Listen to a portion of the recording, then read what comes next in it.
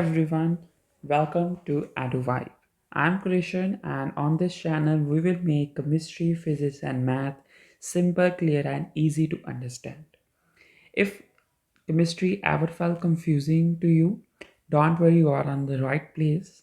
Today we are starting the grade 10 chemistry where our first topic is periodic table. So you all know that the periodic table is the foundation of chemistry. Once you understand this, many steps became much easier for you. So this is the periodic table which you see on your screen. There are 108 elements in this periodic table, and many elements you familiar with that elements, but some are new for you or too. So let's start with the what is periodic table. So the periodic table is the arrangement of all the elements by increasing atomic number and groups to the other elements with similar properties. So the periodic table, as we see there, this is the periodic table, and we see that they are the arrangement of the matters, arrangement of the elements in the table which you see over there, and they are by the increase in atomic number. So what is the atomic number? Atomic number is the number of protons in the nucleus of an atom. So atomic number, we say that atomic number is equal to the number of protons.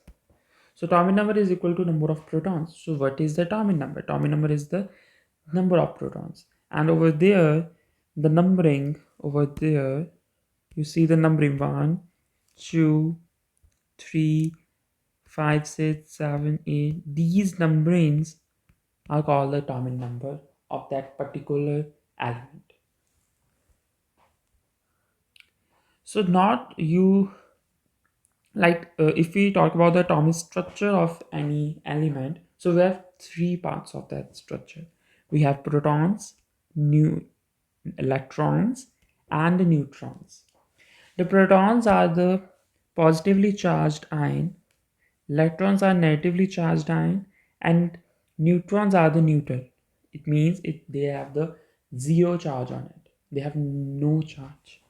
So the protons and the neutrons are on the center of the nucleus over there. So they are the protons and neutrons, protons with positively charged and neutrons with neutral charge. And our electrons, which are negatively charged, are on that orbit. They are on orbit where they then easily flow and easily moving on that orbit to get the negatively charged ion. So these are called the electrons. One more term, which is atomic mass. It is the average mass of an element's atom. You have to just know about this term. You didn't use this term in grade 10, but you very much use in grade 11. So you just know about this term. Just start on this, that the atomic mass is the average mass of that particular element's atom. Next we have the periodic table. How the periodic table is arranged. It arranged in groups and periods. You know that the periodic table is arranged by increasing atomic number, but we also have the vertical columns and the horizontal columns. Vertical columns in the table are called the groups.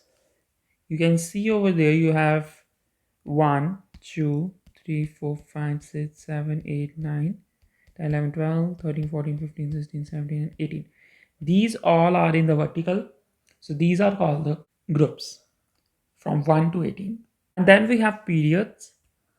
Periods are the horizontal columns in the table, and there are 7 of them. So what are they? This one. There's 1, 2, 3, 4, 5, 6, 7. These are the periods, and these are the horizontal columns. And they also have their some element over there. So these are all the periods. And one more thing about the period number. If you know the period number of any particular element, so you can tell about the number of electron shells. So how many electron shells they have, you can tell us from the period number. How? Like we have hydrogen. If we made the electron dot structure of the hydrogen, we get one over there. So they have only one electron shell. So that means that the period number of that hydrogen is 1. And we see that there is a number 1 for hydrogen. So that's all the elements are. If we made the electron shell, we can tell us that what the period number they have by the number of electron shells. Okay. So some groups in the periodic table are very major element groups, which are very important to understand, which are very important to know. So first group we have alkali metals. So this first group is the alkali metals, this one. So these all are the alkali metals like hydrogen, lithium, sodium, potassium and all. Second group is alkaline earth metals. Alkaline earth metals like beryllium, magnesium, calcium and so on. These all are the alkaline earth metals. In group 17, we have halogens. Halogens we used in grade 11th in some way. So you can just know what are the halogens. Halogens are on the group 17. So these are that fluorine, chlorine, bromine and iodine. And last one is group 18. Group 18 is noble gases. Noble gases are most stable gases. So you can write over there, these are most stable gases. And these are those. Their outermost shell is fully filled. And commonly reasoning question for this is coming that why noble gases are unerected, because their outermost shell is full. We'll see in this question. Metals, non-metals and metalloids. The periodic table made up with metals, non-metals and metalloids. Metals are on the left side and they lose electrons to form positively ions. Non-metals are on the right side and they gain electrons to form negative ions. Metalloids are along the staircase line and they have the both properties of metals and the non-metals. That's why they call the metalloids. So we can see over there, this left side, the blue side, you see that all are metals. This staircase, gray one is the metalloids and this green one is all the non-metals.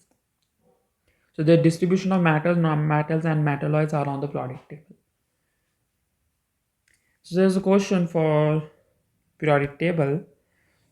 The statement about nitrogen and phosphorus is not correct. So which statement is not correct about nitrogen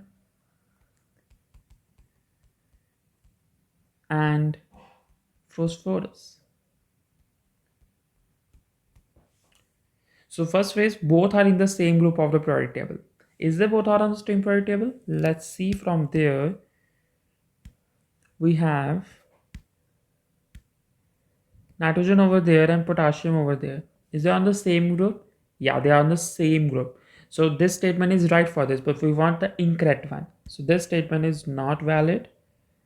Next one is both are in the same period of periodic table. So let's see.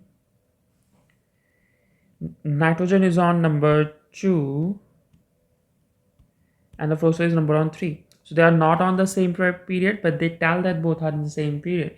So this was the incorrect one. We want incorrect statement. So this is the incorrect option. So number B is our right answer, but we can see C and D that both are the non-metals. Is both are not metals? Yeah, both are on the green side and both are the non-metals. Next one is both have the same number of electron in the outermost shell. Yeah, they both have the same valence electron. We valence electron in this. Next question is atomic number of an atom is always equal to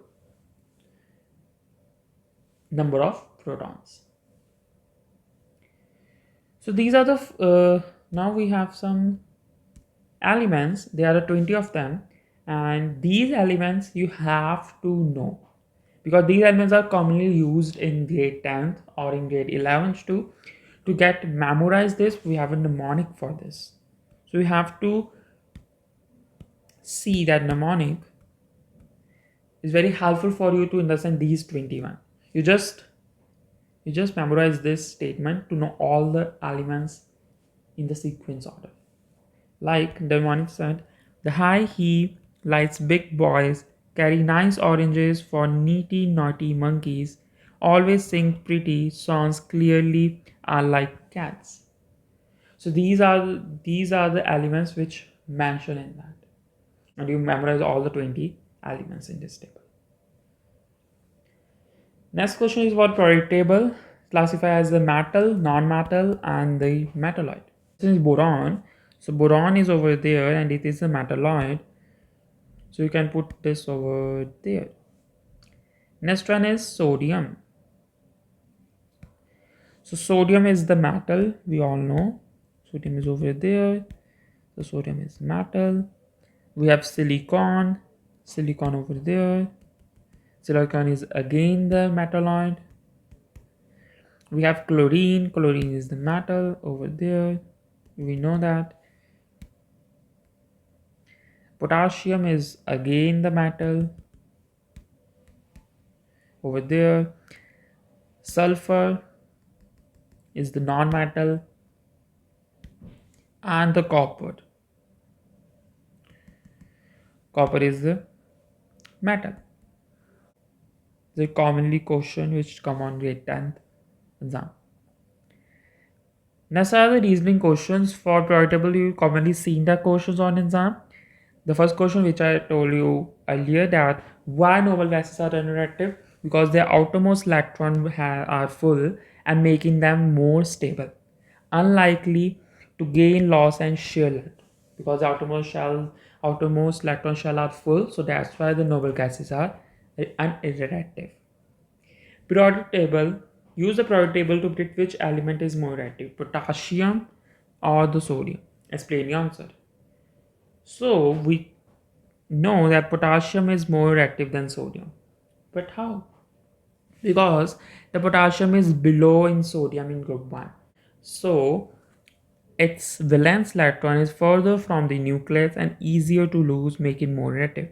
Because potassium valence electrons are further from the nucleus and it easier to lose that, because this is potassium is a matter, so it lose the electrons and make it more reactive. Next we have unknown element and the atomic number is 12. We have 12 atomic number. We have to determine its symbol.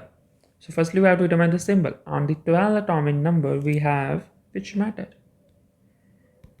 We have which element? Magnesium. So what is the symbol for magnesium?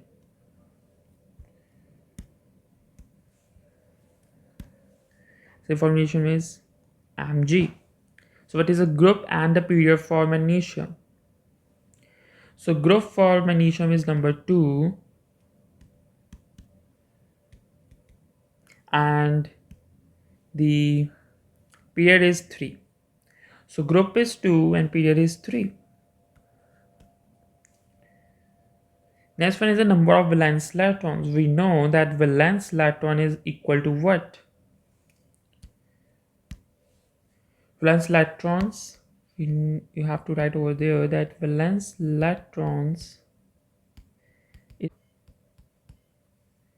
and the period is equal to the number of electron shells.